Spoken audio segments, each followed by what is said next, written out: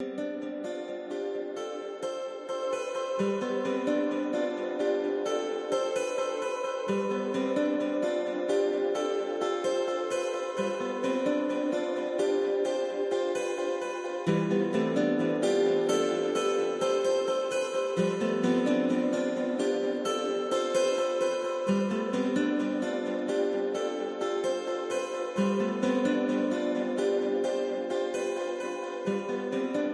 hello, hello. It's gonna.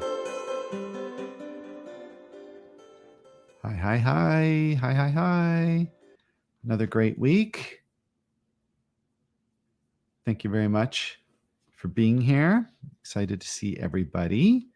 I am just looking around, just watching as people come in now. Thank you very much for joining. Thank you. I can't see who is watching, so please feel free to say hi, type a message so I can see who's here. And I'm just looking down to see. There's hi Lydia, nice to see you. Look at that. I guess that's me. That's me watching myself. That's that one. All right. And just hey, hi Leota, how are you? Can't hear you guys, but because you're not on the screen, but I can see you. So nice to see you, Leo. And just gonna hit play here just to see that it is running. Oh, I guess it's running kind of behind. Got some people saying hi. That's great. Oh, look at that. It actually automatically types out my words. That's pretty awesome. So I'm just going to hit pause there. So hopefully I'm finding that it is sometimes difficult to see the online chat come through because I'm not in Zoom. I'm in StreamYard. And the reason why I'm in StreamYard is so that way it can show on YouTube and Facebook. So please definitely type some stuff out, and please excuse me if I don't see all of the comments, but I am trying my best to look at the screen to see where comments are coming from. So because again, as I say every week, the purpose of this is for not just you watching a video of me talking, because I could just pre-record that, but it's for you to have the ability to share with me, process in real time, share your story, or even ask questions that are on the topic in the real moment. I've also heard from a lot of people say how important it is that it is live, and I've been really interested to hear about that. Like, there are people that will actually not watch the recording. They don't want to. They want to be here live with me and know that I'm sitting here and be in the energy of the space, the energy of the container, the energy of the moment. I think that's pretty awesome. And not everyone can always make it, which is why there is a recording. But I am here every week as much as I can be. And I haven't missed one yet. This is week 19 or something. I haven't been trying to count them because it's pretty exciting for me. But I think everyone seems to be here more or less. So I think it's about time to get started. There's Jennifer Goldup saying hi, and thanks. There's Sasha. That's wonderful. And hi to everyone. Hi to Benny. It's great to see everybody. Okay, so I am not just so there are titles that are called clickbait. Clickbait titles are when they use these very secretive and very kind of exaggerative or very emotionally driven titles, and I don't like using them. I try to be pretty straightforward with the way I write my content because I like being very truthful, honest, transparent. And I also think that good content doesn't need to be exaggerated. It's just good content. And I really, truly believe what I'm about to say here in a really big way. I'm just looking at my volume seems to be skyrocketing through the roof here. So I'm just going to turn that down one. So let's put this up on the screen, okay? The one word you need to have total self-empowerment and how to use it to succeed, how to use it properly, just how to use it at all, because I think that people are really misusing this word, but it is the most powerful word. And I'm not going to go on for like 10 minutes trying to lead you into get more time you watching me blah, blah, blah before you hear the word. We're going to get right into it. So here we go. Okay, let's do this. Self-empowerment really does revolve around your ability to set standards and to adhere to them, to have a commitment, to be devoted, to have the resiliency that you need to really stick with a plan and to commit to your choices. And these are all very powerful words, with committing and devoting and having integrity. But the number one most powerful word, I'm actually going to type it out. I don't even have it typed out because I think I'm going to put it in caps. And then we're going to talk about this. Okay, there it is. This is, I'm saying show is a show. There it is. This is the only word you genuinely need to know. And from this word permission, all else comes or doesn't. Self-control, self-empowerment, your ability to make a choice, your ability to take action, to request help. All of these things are completely not possible without your permission. Now, I think that there's something that can be a bit of a hot topic when we say the word permission, because a lot of things happen to us that don't have our permission. And this is why we really do have to take a look at the fine detail of exactly how to use the word permission. So here's the big secret on how to use permission. So permission is the number one most powerful word that you require in order to have total self-empowerment. If you do not have control of what you are giving permission to and what you are not giving permission to, you will not have boundaries, you will not have integrity, you will not be able to stay focused on a goal or to even set a goal. It all revolves around what you give permission to. Okay?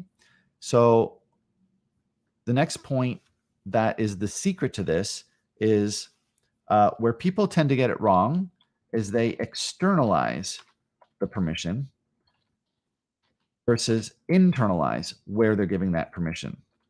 So I'm just typing that out right now because we're live. I'm just showing that. External versus internal permission. Where people get this wrong, I'm really just kind of going right for it tonight, not wasting any time on this. Where people get it wrong is they are trying to give or block permission. I don't know, block permission to things that are outside of them. It doesn't matter how much permission I give to the sun to be out. If it's midnight in Toronto, it isn't going to be sunny. Okay. So people are trying to make use of this empowerment of what they give permission to and take permission away from. They're trying to find empowerment by taking or having control over things that are outside of them. And we don't actually have control over that. So the example, and this is where people use it wrong, the real power in permission is understanding how you apply that permission to yourself. Because this is self-empowerment. Empowerment is when you empower others. Self-empowerment, yourself. Esteem is from others towards you. Self-esteem, you get to make that. You get to have as much or as little as you want. It doesn't matter what other people give you. So if a person doesn't give you praise, compliments, you don't have to give that permission to let you down. But you see how I'm externalizing. It's very important in the wording that I'm using. It's not whether or not the words, the shaming, the put down, it's not whether or not you're giving them or not giving those words permissions to let you down. That's externalizing. It's about whether or not you're giving yourself permission to be affected by it. This is where the power of properly using permission comes from. Because a person can't genuinely force you to have an emotion. A person can't genuinely force you to have a particular thought. They can coerce you into it, and they can cause a lot of pain to force you to try and encourage you or influence you to a point where you will on your own choose to have a thought that you don't want to have. But at the end of the day, it really comes down to how much permission you are giving the influence, How much permission are you giving the suggestion? How much permission are you giving, not those things, but your reaction to those things? So if I go outside and it is raining and I say, no, rain, you do not have permission to make me wet. And if I stand in that rain, no amount of permitting or not permitting that rain is going to stop me from being wet. What happens if I see it's about to rain and I say, well, it doesn't matter whether or not I give permission to the rain to touch me. Doesn't matter whether or not I give permission to the rain to make me wet. Doesn't even matter how much permission I give to my body to be wet. How much permission am I giving myself to leaving that situation? How much permission am I giving to myself to staying dry? Where is the power, really, in my experience of that situation? Because the power lies in my choice of how I'm experiencing it, whether or not I'm experiencing it. So believe it or not, little backstory, I actually tried very hard to learn how to amass so much control over my energy field that I could sit in a forest and vibrate with just the thoughts in my minds, the energy in my body. I try to literally pray and vibrate and put out the energy of that I do not give permission to mosquitoes for biting me, middle of a mosquito-infested forest. And while I have heard of stories of very saintly level people or very enlightened, masterful people of being able to sit in a forest and not be bitten by a mosquito, I have also heard a story from similarly enlightened and very practiced monks and people that sit in the forest, and whether or not they get bitten by those mosquitoes, they don't actually even know. They don't even know because they're not giving their body and their mind permission to even be aware of whether or not they're being bitten by the mosquitoes.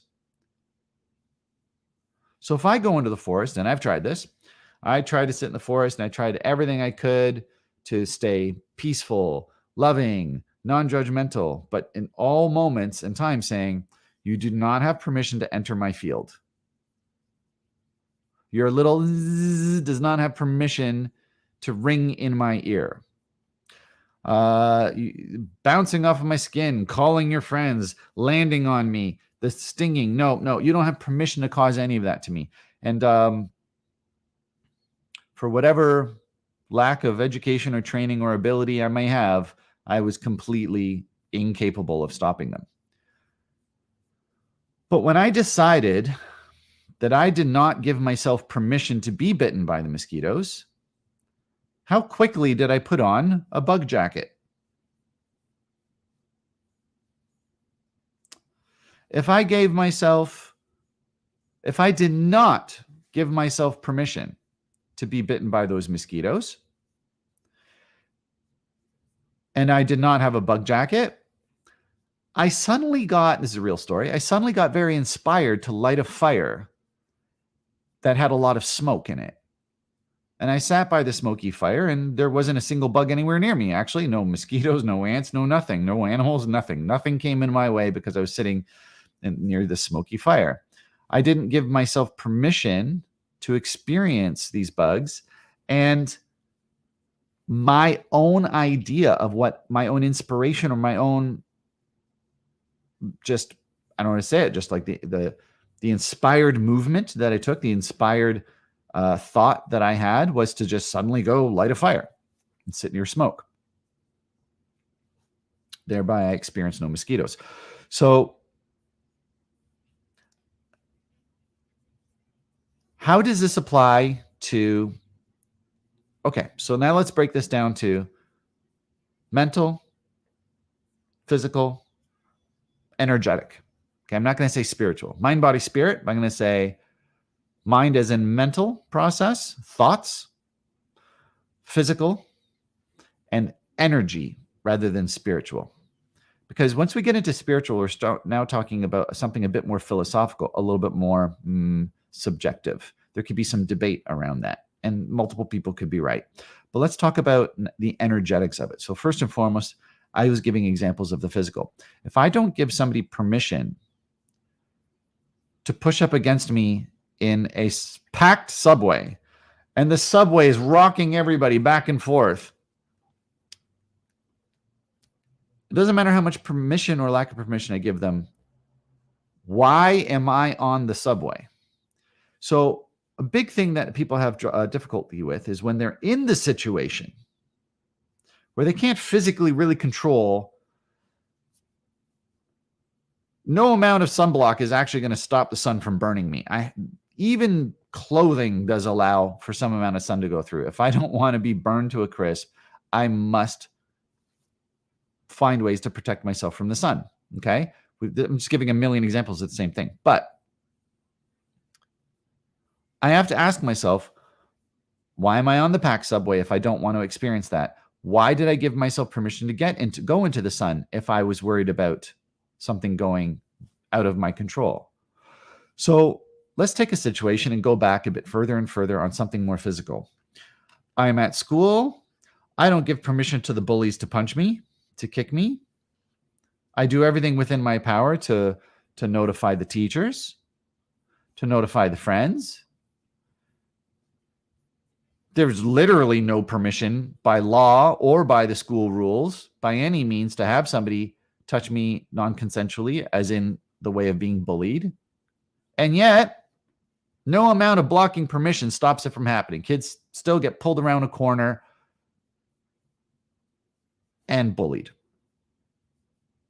No permission given. Why is this still happening? So we can put as much blame as we want on the bullies for doing it. But there comes a point where a person who doesn't want to be in that situation may, and kids definitely do this, say, I ain't going to that school. I'm just not going. I'm not going. I'm removing myself from that. If a child full on says, I am not giving myself permission to go to that school, I'm not going to kick and scream. You can't make me. But they're a kid. So of course you can pick them up and make them go. So a kid, if that doesn't work, a kid will. And let's say can, I'm not going to say will because everyone's a little different, but we do see that kids suddenly become very sick. And they can't go to school. They manifest it. They're not giving themselves permission to be well enough to even go to the school. If they get sent to that school anyway, they're going to level it up. Now that kid is going to get badly sick. Might get badly sick just in this one scenario. There's other scenarios too. Kids don't want to school. You go to school. You keep sending them. They get bullied. You keep making them do it. Suddenly there's no kid in their bed the next morning. They ran away. No permission granted.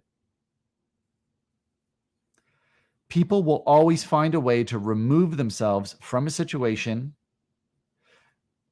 Not that they can't control. We already can't control any external situation, but a person will remove themselves from even being seen, from even being an option to being put into a situation that's unpleasurable. So from a physical permission perspective, if we keep removing permission from ourselves to be involved in a negative situation, we will manifest situations that cause us to not be anywhere near it, or not, or somebody doesn't give us permission to go because we're too sick. Okay.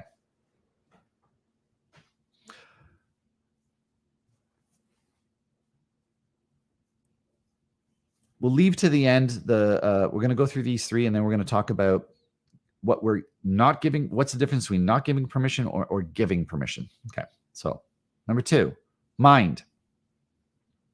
No, I think we will do this. So on the physical level, let's do the before. Permission versus no permission. So if I were to say, how does this even sound different to you? use the subway. I'm on the subway. It's crowded. I'm saying, look, nobody's allowed to touch me. You're not allowed to touch me. And they're like, we agree. When it's all happening anyway. We can't stop ourselves. We're all in this together on the train. You shouldn't be here. It's not our fault. So if I'm like, okay, look, if I have to be on this train, what do I give myself permission to do?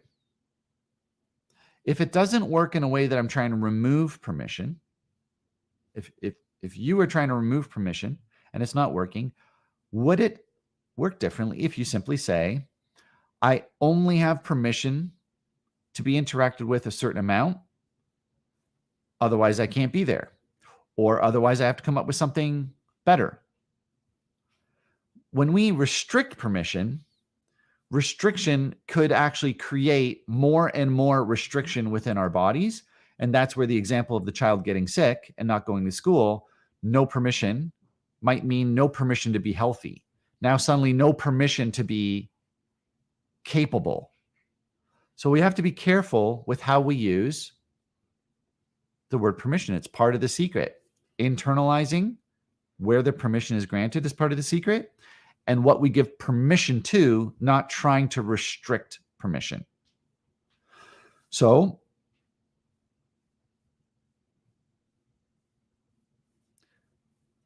I give myself permission if I'm on that subway, that if I'm being tapped and bounced around, I give myself permission to be so incredibly healthy that I don't get sick from them touching me. I give myself permission to be so incredibly resilient that it leaves no physical effect on me. I give myself permission to be so amazingly present and mindful with what is in my mind, in my field of focus, that I'm not even aware people are even touching me. And that brings on the story that I mentioned about one monk goes into a forest and uses their energy and doesn't get bitten, but we don't really know. That's a story. And another monk says, I didn't get any bites at all. Oh, wait a minute. My skin's entirely red, but I didn't feel anything. It was like nothing was happening. They didn't give themselves permission to experience that. And in some cases, the permission to say, well, I'm not experiencing the mosquito bites because I can't control them from biting me if I have exposed skin. They could actually even heal so quickly that it's like they weren't bitten.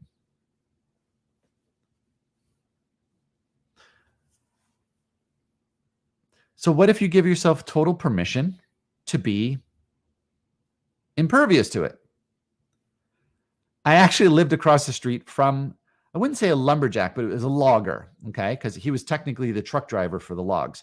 So he had to drive into the middle, like every day, of forests. And this was up in Bancroft area, which is entirely covered in like water and forest. It's the most mosquitoes around and black flies. So I'm standing, sorry. Now I know to always have my water. So I'm standing outside on his front lawn, and I'm like, what? I don't understand. And he's just talking to me the whole time, not moving. Okay.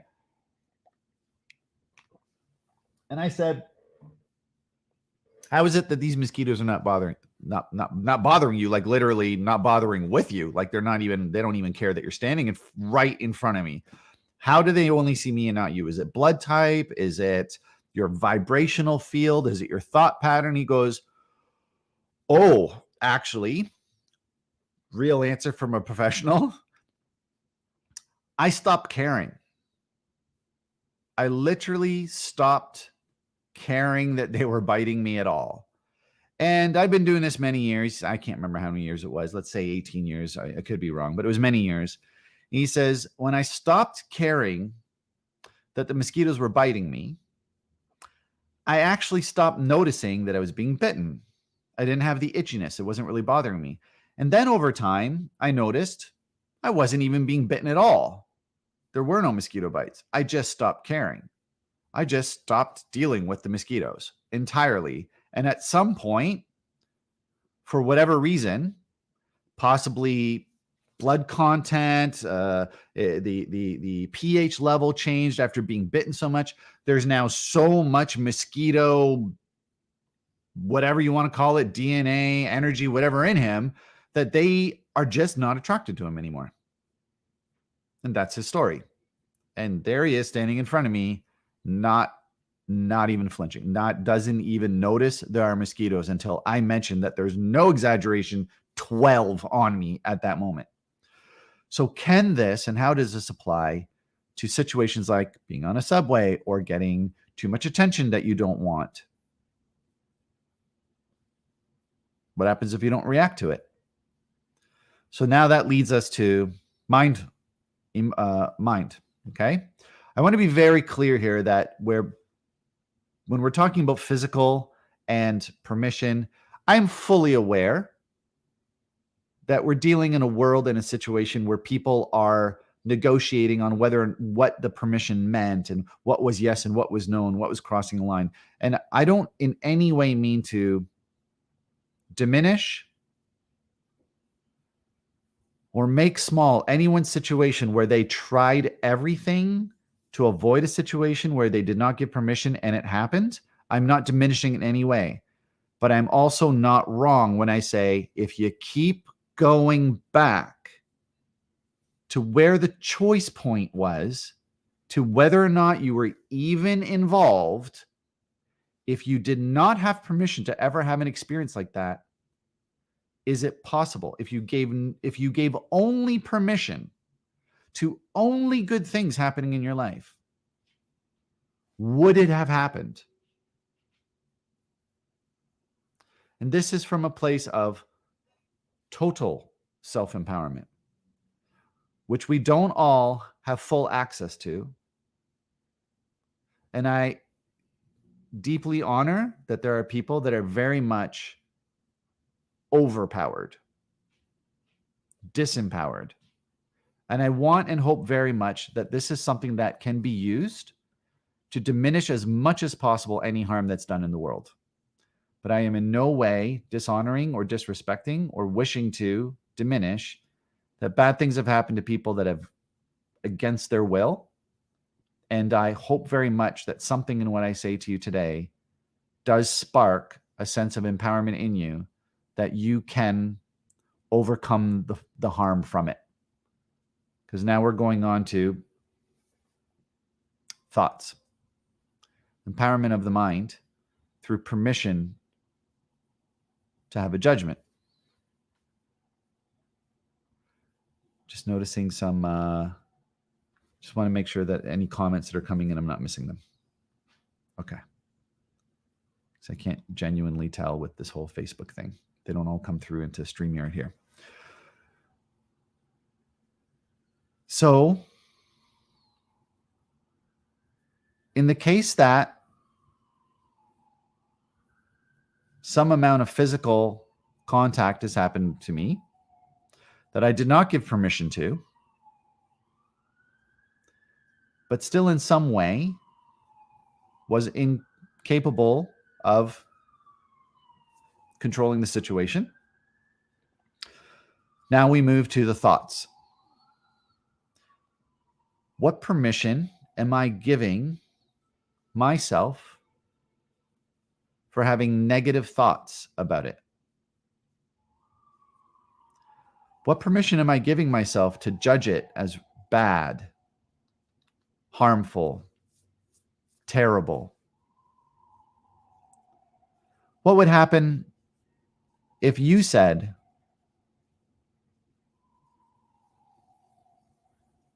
I don't give myself permission to think a negative thought. I only give myself permission to think positively at all times. I only give myself permission to think positively at all times. This is a big challenge because something comes along. You see something happening where it's an extremely unfortunate, painful situation for somebody. What if you have only permission to think something positive? I didn't say happy. I didn't say agreeable. I just said positive. Because if you give yourself only permission to think something positive, self-empowerment can kick in where you see something that you don't want to happen, something painful happening, but in your mind, you may only think of What's possible? What can I do about this? How can I help the situation? I'm only have permission to think of something positive here. How can this be reframed? How can this be protected? How can we improve this situation? Because if you have only permission to think of positive words, ideas, thoughts, then you will only see solutions.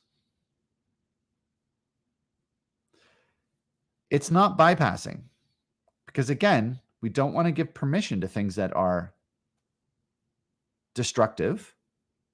If they're out of place, of course, we have to destroy an old building or a dead tree sometimes, but you know what I mean. Harmful, not destructive. Harmful. If we don't want to stand by and have something harmful happen, we have two choices. Do I have permission to scream and yell and run around and punch things because something's bad is happening? Yeah, some people might say that. Do I have permission to only do empowering, positive, helpful things in the light of this? That's your choice. How different would your life be if you only had permission to think positive thoughts? You could still make a stand. You could still put an end to tyranny or to harm or to suffering. You can still do that. You can still have the effect that you want on the world, but you can do it with only positive thoughts. And now on to emotions.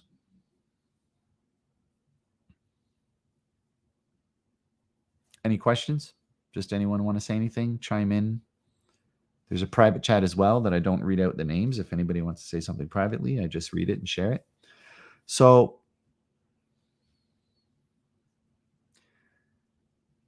emotions is definitely a tricky one. Now, just for the record, because a lot of people don't really fully understand what an emotion is, but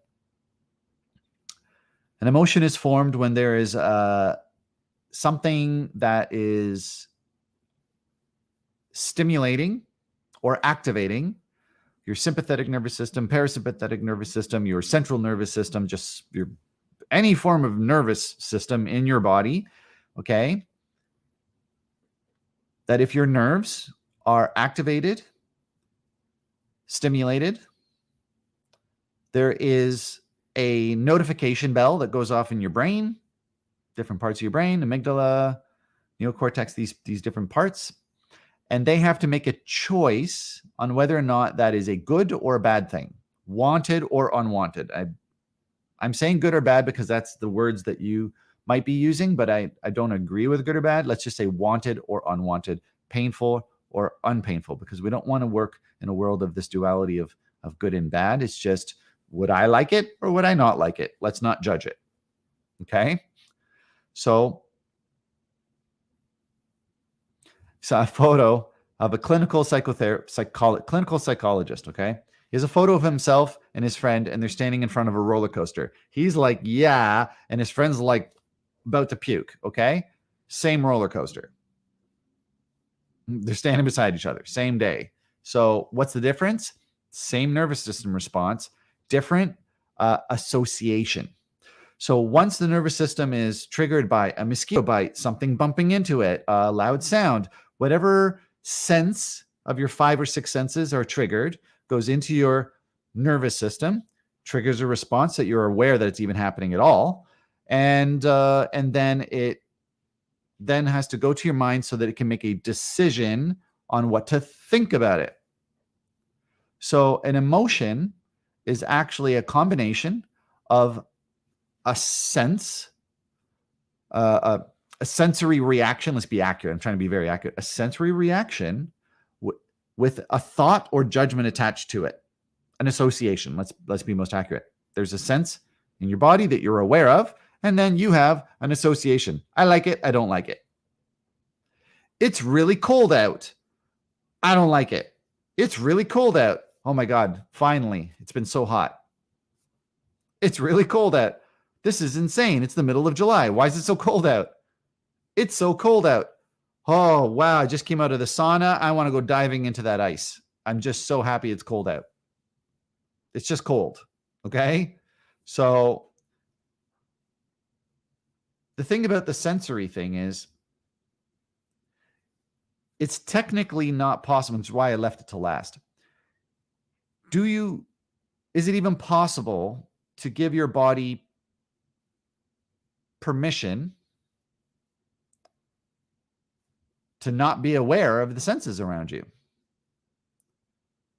And we have to be very careful, and this is why I'm being very important about the secret on how to use this word.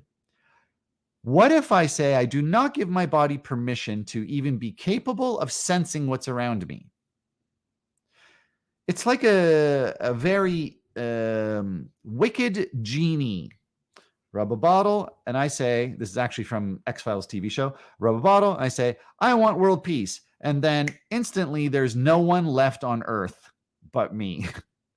Genie's like, you said you wanted world peace. It's peaceful.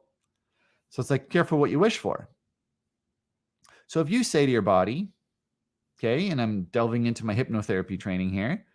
If you say to your body, I do not want to sense any negative things, be very careful because you might develop a problem in your spinal column that actually makes you incapable of feeling your body. You might actually then, you might create, I'm not going to say you, a person might create through negative thought patterns, a situation. They might feel inspired to go on a car ride or a horse ride or on a motorcycle they might make a bad decision and get into an accident, which leaves them paralyzed, all because they thought, I do not give myself permission to feel bad things. We have to be very careful with how we use permission. I only give permission to feel positive things, to things that are happening to me. Okay, that's the thought based on the senses that are coming in. But I only give myself permission to be in situations that actually generate things that are beneficial. That's thoughts now. I'm just not going to be there if it's something I don't want to experience in the first place. And then while I'm there, knowing that it's only good things happening, all of my senses, I'm only giving them permission to enjoy it. And I give myself permission to leave. I give myself full permission to leave if anything changes. If what I thought was good is no longer good, I can go. I give myself permission to not know all the details. But I give myself permission to make a choice at the moment that it becomes clear. Because some people genuinely just fall into situations that they don't want to experience. And it's not because they gave any kind of permission to it. It is not in any way because they didn't not block it or not give permission. They didn't necessarily manifest it. There is chaos theory. I mean, there is just a matter of if I throw stuff into the air and it lands, there is an equal amount of randomness and order, chaos and order happening in that moment. And sometimes we're part of the chaos and sometimes we're part of the order. I get it's always both, but I mean, sometimes we're on the side of only experiencing it as chaos, and sometimes we're only on the side of only experiencing it as order. And that can fall outside of permission. It happens. Like it rains on your wedding day. It just happens. Okay? We don't have to judge it. But you could actually give yourself permission to have a rainy wedding. You could give yourself permission to cancel it right on the spot and go, F this. I wanted a sunny day. We're doing a redo. You can give yourself permission to start over. How does that change things for you? Just checking messages coming in. Okay. Awesome. So how does that change things for you when you have permission to take action after you find out?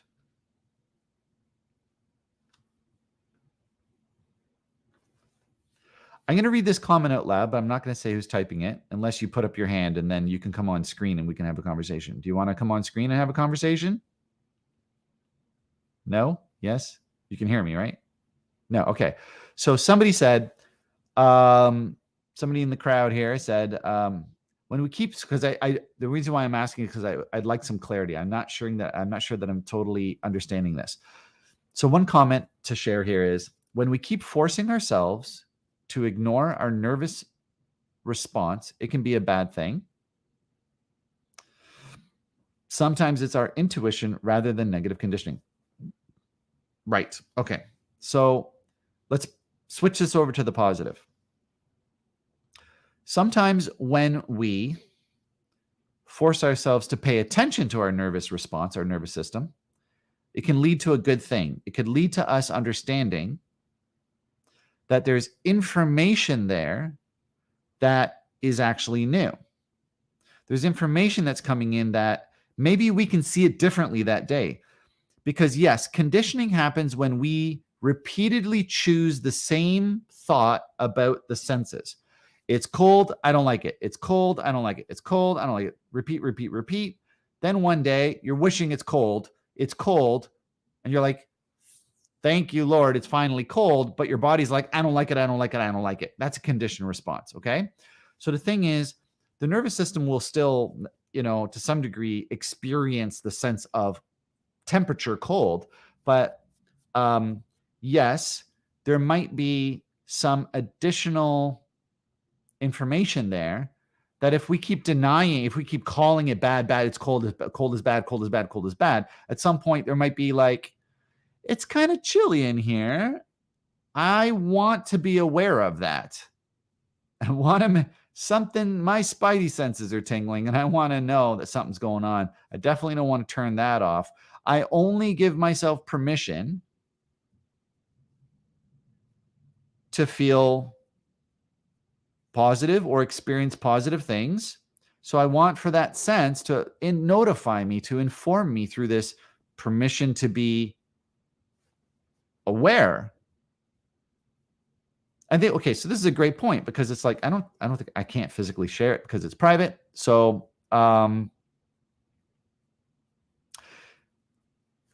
this reminds me of a story. A person was actually scared of the amount of, it's not intuition, but it's like the family line ran, like there were psychics.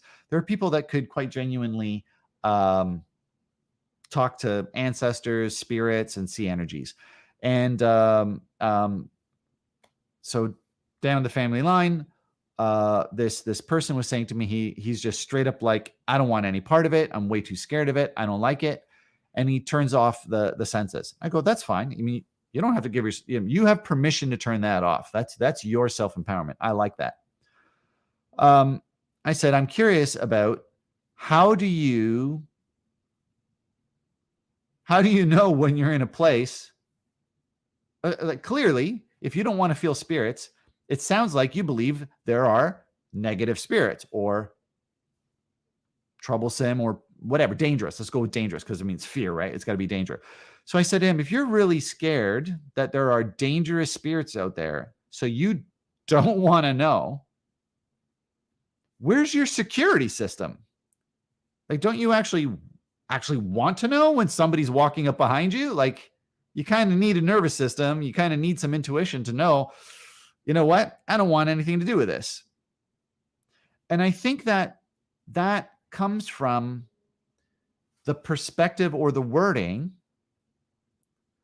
I don't give permission for things outside of me to scare me.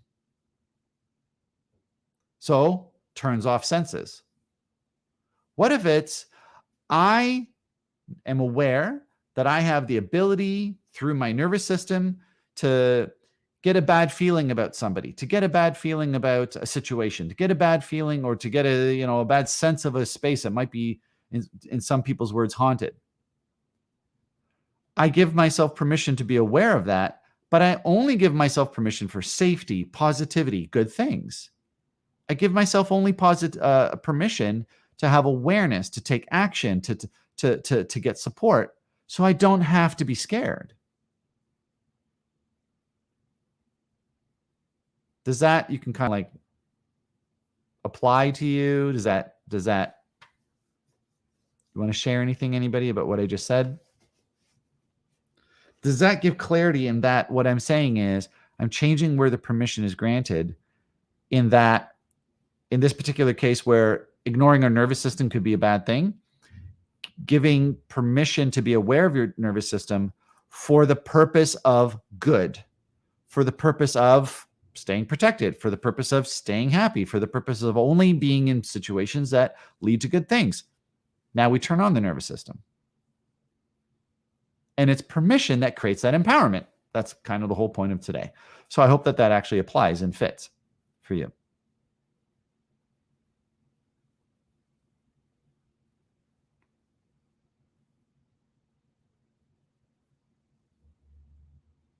And I think that ultimately, if we are taking control of what we are giving permission to, taking control of, I'm saying I have to catch myself. When I say give permission to, I don't mean outside of us. Give permission to inside of us as our experience, as what we feel we want to, experience and have in our lives. We have to give ourselves permission to move away from something. And so if we want to conquer our fears, we can just choose how we are referring to, how we are associating with something, because is it fear? See, that's the thing. Shivering happens when our nervous system is triggered. We can call that anxiety. We can say, I'm nervous. We can say, I'm scared. Or we can say, I don't know, I'm just cold. I don't know, I'm hungry. And it's like the body doesn't actually genuinely know. And that's the thing. I think it's a part of it is to actually say, I'm not really giving myself permission to be disempowered about this. So I'm not going to even call that sense fear to begin with. I'm going to call it a sense. I'm going to call it that there is information. I'm sensing information in my body. Should I call it fear? Or should I say, I only think positive thoughts. I only have permission to take positive actions, to do supportive, protective, loving things. So if I'm sensing something and it's a warning that pain might be there, is it possible that we can say, I'm sensing that there is something that is unwanted? This is an experience I don't really want to have. What if we just don't take that extra step and call it fear? What if we just call it information? Would we be way more welcoming of the senses in our body and the information around us if we never saw it as fear, but only information? Why do we even have to call something fear? What if a boat is doing this? Do we have to call it fear? Not necessarily, because some people literally pay for rides that do this. And for them, that's joy. So what if we take one step back and just say, I only have permission to lead myself to things that I enjoy. So if there's tingles in my body, I don't want to call that joy. I don't want to reprogram it to the point where I'm saying, oh, now I really love things that are painful. No, that's not what I'm saying. And yes, you can do that. And to some degree, you actually need to. So, but it's more like the end result. So, the person I did the hypnotherapy training with, Marissa Pierce, she had to go in for I think she was resetting a broken arm. And they said, do you want a bunch of painkillers because this is going to really hurt? And she's like, no, of course not. I want to know that there's pain there. And they're like, it's going to be a giant amount of pain. She's like, why is that a problem? Why are you saying pain's a problem? Don't make me, it's like you're trying to make it sound like it's a problem that maybe I should be scared of it. It's just pain. I want to know that it's there. That's information. It helps me to know if something's out of alignment. It helps me to know if it's healing. I don't want you to kill the pain because you're calling it bad and you're trying to be scared of it. I'm saying that's information. It's useful. I like it. So where we don't want to bypass by saying, well, this really bad thing where somebody's getting harmed is we're just going to call that great for the order of the universe. I mean, you could to some degree bypass that. And to some degree, it might actually be true. Order and chaos is always there. But I think it's a matter of saying, I have permission to only even be aware, to even have a sense at all of something that's going to lead to good. So does that mean that we're going to now shut off the ability to sense pain? That's not what I'm saying. What I'm saying is we're now not going to see that information of pain as bad. We're going to now see that as good. That's great for helping me to clarify. And so I like that. It's like, yeah, we do have to have some amount of fear of a poison, but it's like, is it a fear or is it just an awareness? Now, we don't have to have any fear of a poison. Not at all, actually. I don't have permission to be scared of poison. I only have permission to be safe.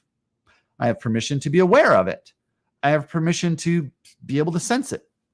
And I have permission to know immediately what to do about it so that we stay safe. Does that fit? Is that a way of getting around having fear and pain without actually bypassing it or ignoring it? It's information. Okay?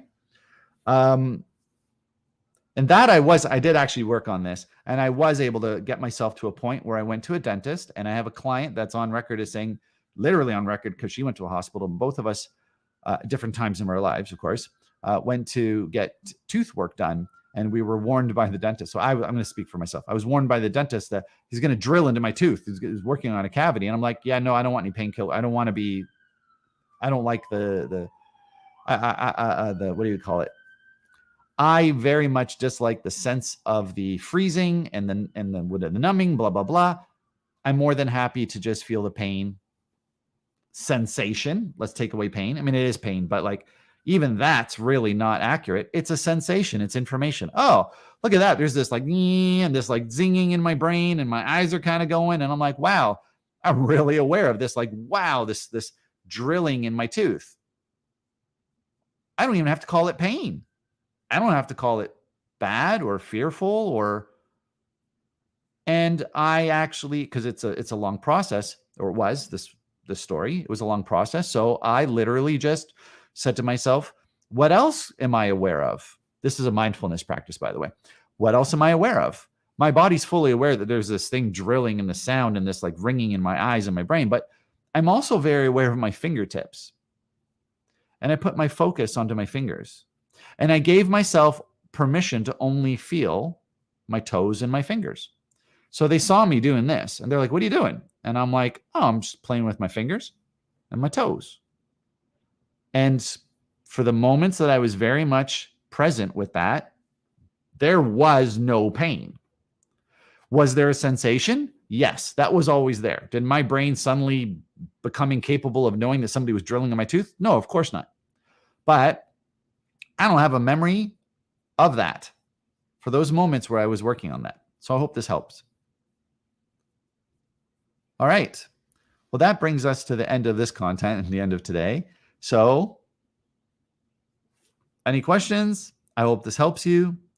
And for anybody that has gone through situations where they were, where their permissions and were not honored, I'm sorry that has happened to you. It's happened, I believe, to all of us, and it's to varying degrees, of course. And I hope very much that it leads to education. It leads to awareness in the world at large, that we're all capable of doing things that are very painful, and that becoming aware of the pain that people have been through is benefiting us. We don't want to ignore that. We want to say, I'm aware that pain is in the world, and that's what's going to drive me to do good things. Okay? So thank you very much. I hope you all have a good night. Much love to you all. Thank you very much for joining me. It really does make a difference in my life, and I hope that the information I'm giving makes a difference in yours. So much love to you all, and have a great week. Thanks.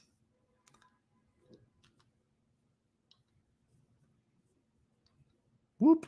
Let's do this one instead. Aho.